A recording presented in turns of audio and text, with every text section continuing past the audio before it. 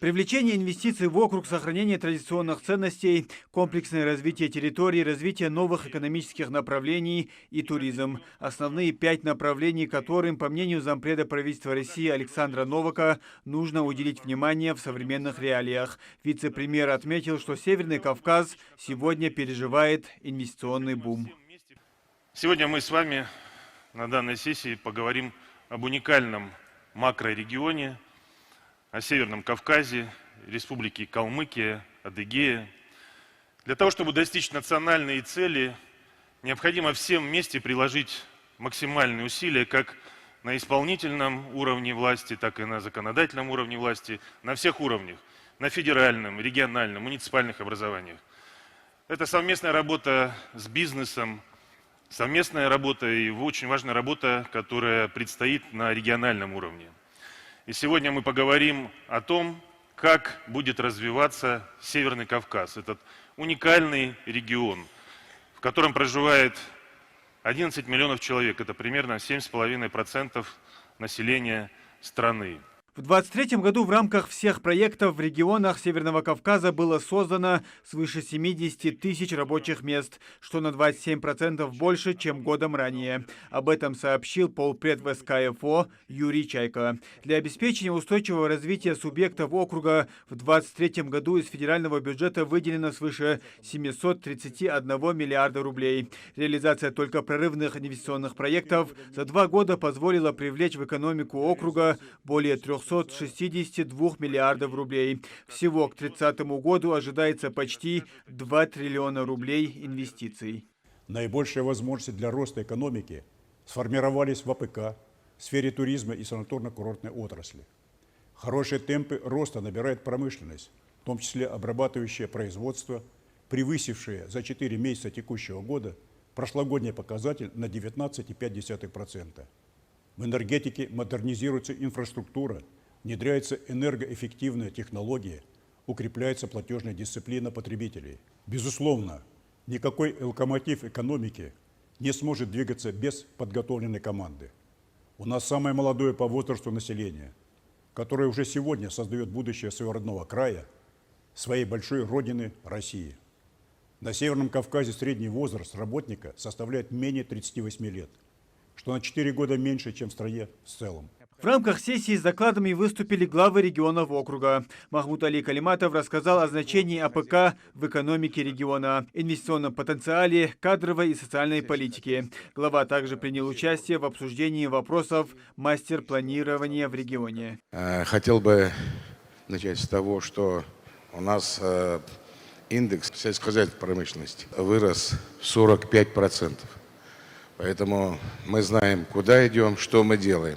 У нас АПК Сунжа, да, которое сегодня там до 5000 тонн, оно будет у нас до 20 тысяч тонн. Если другие овощи будут, огурцы, другое, то это до 30 тысяч дойдет. И это очень важно.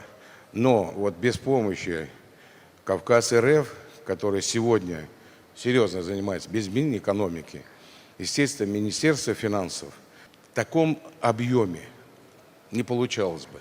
Поэтому, если брать, сад-гигант вы знаете, то, что производится, правда, у нас прошлый год немножко погода нам там подпортила, ну а так до 60 тысяч тонн производим яблоки. Качественные, все знают. И хранилище на это же есть, на 61 тысячу, насколько я помню цифру. Кроме того, очень важная ситуация возникла, и АПК Сунжа, кроме того, успела вывести оборудование, установила, и единственное в нашей стране у нас рассада клубники. Она 600 тысяч была, на сегодняшний день 1 300 000, и ближайший год-два, до 26-го включительно, у нас будет 2 400 000, это рассады. Это голландская, то есть мы можем поставлять, хочу коллегам сказать, рассаду нашу Россию. Урожайность у нас зерновых выросла до 29% в целом.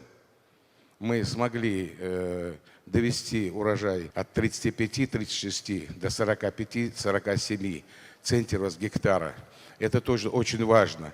Кроме того, то, что министерство позволяет нам финансов, Министерство сельского хозяйства, которое дает субсидии, у нас полностью обеспечиваем мы все формы хозяйствования, сельского хозяйства, все формы, обеспечить их семенами, удобрениями. Это очень важно. И поэтому повысился сам урожай. Поэтому для нас сегодня очень важен региональный продукт 13%. Мы можем сказать сегодня задачу, которую президент ставил, безопасность продовольственную, на том объеме, который республика может делать, мы ее увеличили в разы. В разы увеличили и будем дальше продвигаться в этом направлении.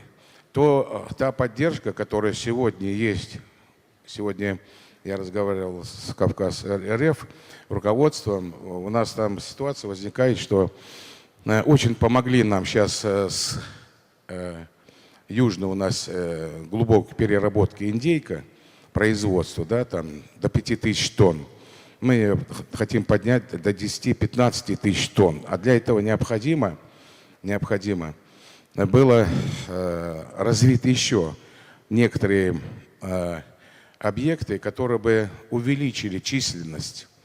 Вот. Поэтому добро дано, сейчас прорабатывается, как мне сказали, и помощь нам будет оказана в этом плане. Выделятся средства и деньгами мы будем обеспечены, чтобы продолжить вот эту линию свою. Поэтому если сегодня отсутствие, в силу того, что цена на корма для индейки очень выросла, то есть там, грубо говоря, на 2 раза, 3 раза даже.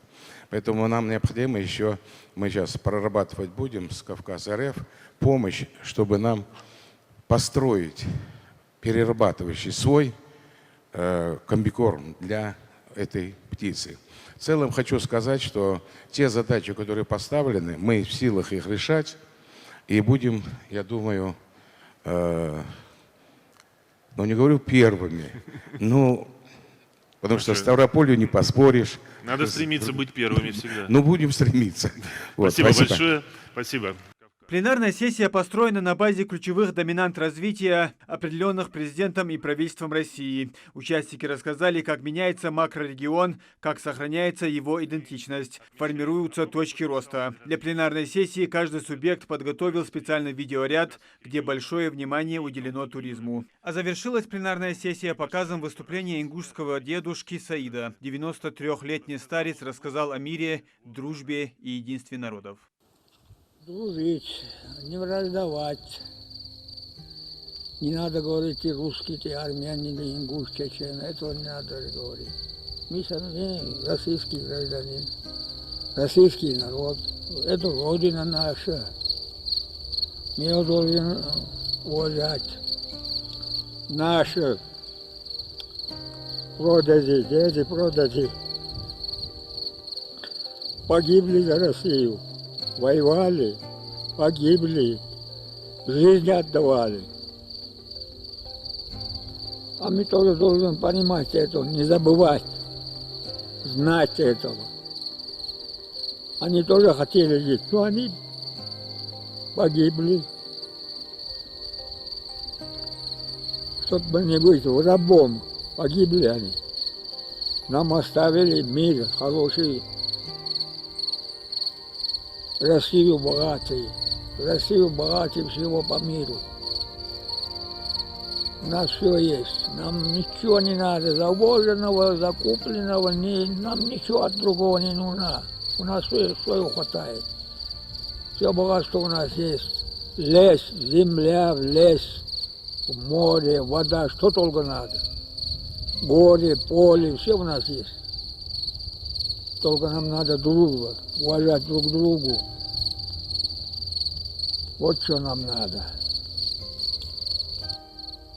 Муслим Ганиев, Магаз 24.